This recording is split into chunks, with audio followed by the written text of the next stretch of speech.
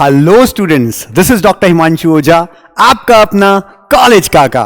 देखिए, हमने आपको पहले भी कहा है कि कई सारे ऐसे फॉर्म्स होते हैं रिलेटेड टू एमबीबीएस बीडीएस यानी नीट से, जो नीट के दिन यानी कि जो नीट का एग्जाम होता है उससे पहले रिलीज होते हैं। जैसे ऑलरेडी हमको पता है सीएमसी वेलोर रिलीज हो चुका है और अब सबसे चीपेस्ट प्राइवेट कॉलेजेस जो हैं केरला में, वहां का रजिस्ट्रेशन स्टार्ट हो गया है। तो पहले आप समझ लीजिए बात को, हम हमेशा कहते हैं जैसे हमारे पेड काउंसलिंग के जो रजिस्टर्ड स्टूडेंट्स होते हैं, जो ये नंबर दिया है इस पे व्हाट्सएप करके रजिस्टर करवाते हैं अपने आप को, वो पेड काउंसलिंग के स्टूडेंट्स को ये जानकारी सबसे पहले मिलती है।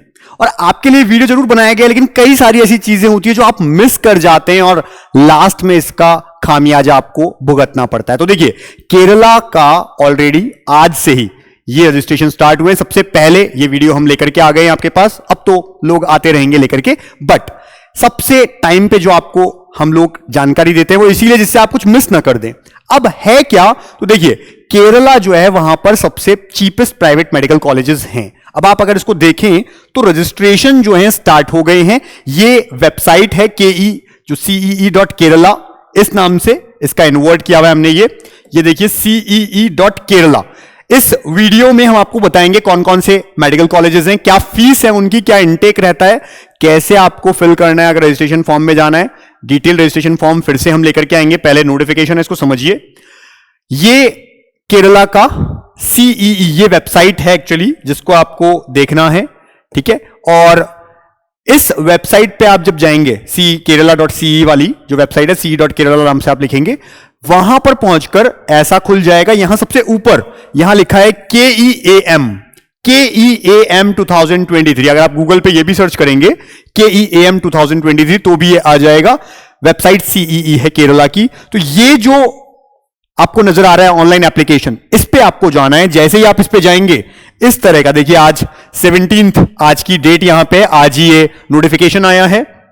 हमारी टीम हर वेबसाइट इस तरह की जो भी रिलेटेड होती है ऑल इंडिया से, स्टेट काउंसलिंग सभी तरह की, डेली उसे चेक करती है, जिससे कोई भी नोटिफिकेशन में हम डिले ना हो जाए, लेट ना हो जाए। क्योंकि अगर हम लेट हो गए तो बच्चे कई सारी चीजें मिस कर देंगे और वो हम कतई नहीं करेंगे। अब देखिए है क्या, तो ये एप्लीकेशन फॉर्म स्टार्ट हो गए हैं। यहां पे लिखा गया है किस किस के लिए, admission to engineering, even engineering वाले बच्चे, architecture, MBBS, BDS, homeopathy, Ayurveda, Siddha, Unani, agriculture, सिद्धा के लिए मेनली तमिल होनी चाहिए, ये एक क्राइटेरिया होता है, Unani, agriculture, forestry, veterinary, fishery, cooperation and banking, climate change and environmental sciences, BTech, biotechnology and pharmacy courses, इन सब के लिए ये रजिस्ट्रेशन फॉर्म स्टार्ट हो गए हैं। इनमें से ये जो कोर्सेज हैं MBBS, BDS, होम्यो, आयुर्वेदिक, इन सब जो कोर्सेज हैं, ये नीट से अपना एडमिशन लेते हैं। यानी कि फॉर्म जरूर ये आपको फिल करना होता है, लेकिन नीट का एग्जाम ही आपको देना है, आपको कोई अलग एग्जाम नहीं देना है, उसी का स्कोर यहां पे वैलिड है। जबकि जो इंजीनियरिंग, आर्किटेक्चर या और किसी कोर्स में जा रहे हैं, उन्हें एक एग्जाम भी देना होता है। तो ये क्लियर रहे कि इसका कोई अलग एग्जाम नहीं हो रहा है, ये एक रजिस्ट्रेशन फॉर्म है। जैसे काउंसलिंग फॉर्म्स आपसे भरवाए जाएंगे ऑल इंडिया काउंसलिंग के, स्टेट काउंसलिंग के, जब नीट का रिजल्ट आ जाएगा उसके बाद, वैसे ही ये एक काउंसलिंग फॉर्म एक तरह से समझिए, बार बार नहीं निकलता है, इसी समय निकला है। और कब निकलता है, हर साल नीट से पहले निकल जाता है। हम हमेशा बच्चों को कहते हैं, ये देखिए, आपको अप्लाई करना है 10 अप्रैल से पहले, निकल चुके हैं आज से, 10 अप्रैल शाम 5 बजे से पहले आप अप्लाई कर सकते हैं। दूसरे स्टेट के जो बच्चे होते हैं, केरला के अलावा जो केरला के बच्चे हैं, वो गवर्नमेंट, प्राइवेट सभी कॉलेजेस में यहां पर एप्लीकेबल है। लेकिन जो केरला के बाहर के बच्चे हैं, अदर स्टेट स्टूडेंट्स हैं, वो केवल प्राइवेट कॉलेज, जिनको हम सेल्फ फाइनेंसिंग कॉलेजेस बोल देते हैं, प्राइवेट कॉलेजेस, वहां पर अप्लाई कर सकते हैं, जिनकी फीस यहां पर केरला में 6 लाख रुपए से स्टार्ट होती है, जो सबसे चीपेस्ट है अगर हम बात करें अदर स्टेट्स की। हालांकि महाराष्ट्र, गुजरात ऐसे जगह पे खुद के स्टूडेंट्स के लिए जरूर प्राइवेट कॉलेजेस में कुछ कम सीट वाले कॉलेजेस मिल जाते हैं, लेकिन जब आप अदर स्टेट्स की बात करते हो तो सबसे चीपेस्ट प्राइवेट कॉलेजेस आपको यहीं पर मिलते हैं केरला में। अब देखिए आगे की बात करें, ऐसा प्रोस्पेक्टस आपको मिलेगा, ठीक है। ये प्रोस्पेक्टस आप डाउनलोड करेंगे, उसे पढ़ेंगे, हर एक चीज को पढ़ेंगे।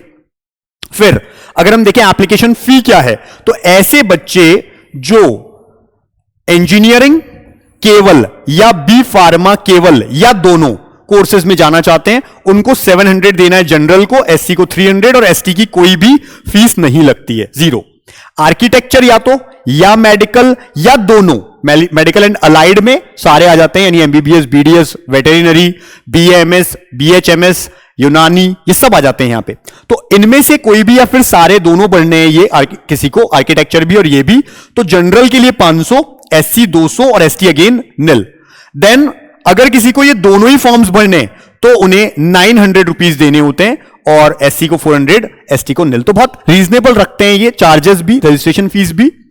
आगे अगर हम बात करें मेडिकल कॉलेजेस की फीस की, तो आपको नजर आ रहा है, देखिए अगर मैं यहां पर सीधा आपको पहुंचाऊं बिलीवर्स चर्च मेडिकल कॉलेज में तिरुवल्ला के, तो 6 लाख रुपए फीस है, केवल 6 लाख रुपए। यानी केवल इसलिए बोल रहा हूं, हालांकि ज्यादा है, बट जब हम कंपेयर करते हैं दूसरे प्राइवेट मेडिकल कॉलेज से 20 लाख, 22 लाख, 25 लाख, इवन राजस्थान में आप 26-27 लाख भी देखते हैं पर ईयर ट्यूशन फी। यहां पर ईयर केवल 6 lakh per year tuition fee है।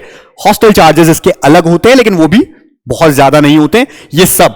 अब अगर हम बाकी की भी बात करें, 6,94,000, 94, 7,55,000 भी है, ठीक है, यानी 6, 8, और कुछ कॉलेजेस ऐसे हैं जहां थोड़ी फीस ज्यादा भी होती है, ठीक है। तो ये नॉर्मल सारे कॉलेजेस जिनमें 6 से 8 लाख फीस है, कुछ ज्यादा वाले भी हैं, 12 लाख 13 लाख वाले भी कॉलेज हैं, लेकिन बहुत सारे कॉलेज जो इस रेंज में आते हैं। और अगर आप अभी मिस कर जाते हैं, अभी सोचते हैं आपके हमारा स्कोर गवर्नमेंट जैसा आ जाएगा, लेकिन कहीं कुछ नंबर से रह जाते हैं, तो हमें पता है लास्ट में बच्चे हमसे पूछते हैं कि चीपेस्ट प्राइवेट कॉलेज चाहिए, कैसे करें, क्या करें। अभी बहुत ज्यादा रजिस्ट्रेशन फी नहीं लग रही है, आपको कोई एग्जाम नहीं देना है, इसको रजिस्टर करके छोड़ दीजिए, रख दीजिए।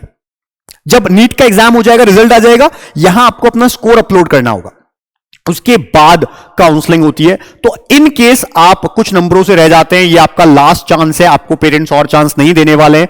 प्राइवेट कॉलेज में जाना पड़ जाता है, तो कम से कम आप ऐसे प्राइवेट कॉलेज में जा रहे हैं जो अच्छे भी हैं और जिनकी फीस कम भी है। इनटेक की बात करें तो इस तरह के इनटेक्स हैं, 150, 100 अलग अलग कॉलेज में अलग अलग सीट्स का नंबर। और ये देखिए यहां पे 19 टोटल कॉलेजेस हम दिखा चुके हैं, यहां पे 19 प्राइवेट कॉलेजेस हैं।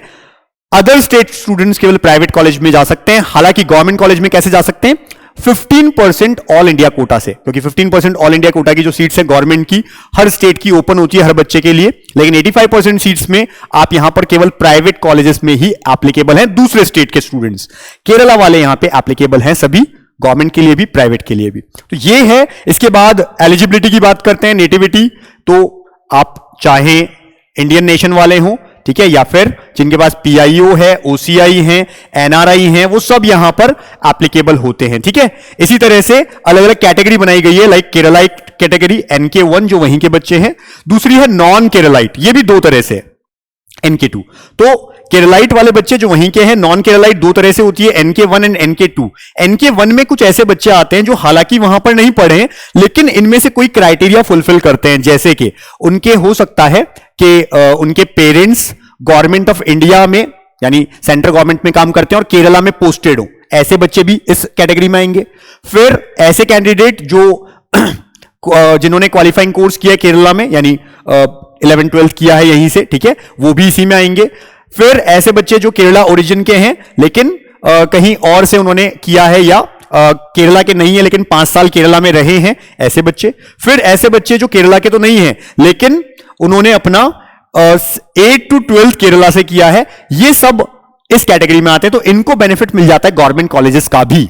लेकिन बाकी जो बच्चे हैं दूसरे स्टेट स्टूडेंट्स, वो NK2 कैटेगरी के अंदर आएंगे। इस NK2 और इस NK2 में आप गवर्नमेंट कॉलेज के लिए एप्लीकेबल नहीं होते हैं, ये लाइन लिखिए। Non Keralite NK2 category students are not eligible for admission to medical and medical allied या इंजीनियरिंग या pharmacy architecture courses in government colleges. केवल प्राइवेट कॉलेज के लिए आप एप्लीकेबल हैं, अप्लाई कर सकते हैं। ये सब चीजें यहां लिखिए।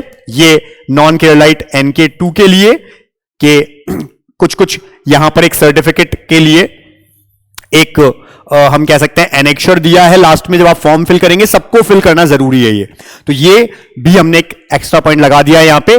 फॉर्म फिलिंग कैसे करनी है, क्या है, उस पर भी हम एक वीडियो लेकर के आएंगे।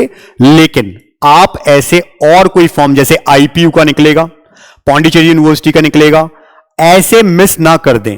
ध्यान रखिए, बहुत इंपॉर्टेंट है ये साल आपके लिए। आप इन नंबर जो आप देखते हैं इन पे व्हाट्सएप करिए। अगर आपको हमारी पेड काउंसलिंग चाहिए, जिनमें नॉमिनल चार्जेस पे हम लास्ट राउंड तक आपकी हेल्प करते हैं, पूरी काउंसलिंग में भी, ऐसे नोटिफिकेशंस में भी, आपकी प्रेफरेंस लिस्ट आपके स्कोर के अकॉर्डिंग बना करके देते हैं।